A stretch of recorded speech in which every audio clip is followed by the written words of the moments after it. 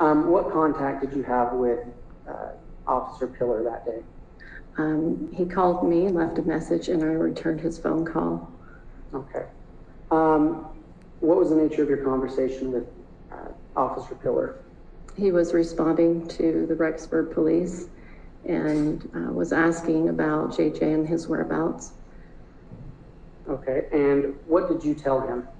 I told him that I had been with JJ, but that he was back with Lori. Okay.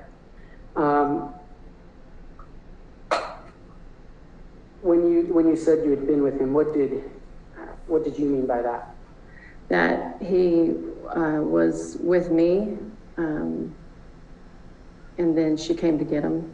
Okay. So that it would turn the police back to Rexburg and not with me, because Now,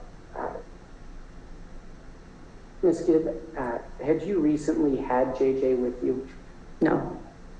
So when you told Detective Pillar that you had, was that an accurate statement? No, it was not. Okay. And did you believe that JJ was actually with Lori at that time? I was not sure. Okay. So was that, pursuant to the knowledge you had, was that an accurate statement? Yeah.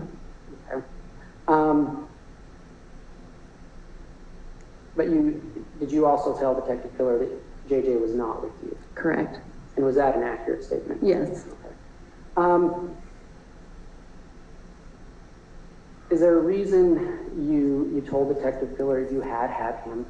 Yes, because Lori was misleading and she was manipulating me or trying to convince me that he and she was in danger.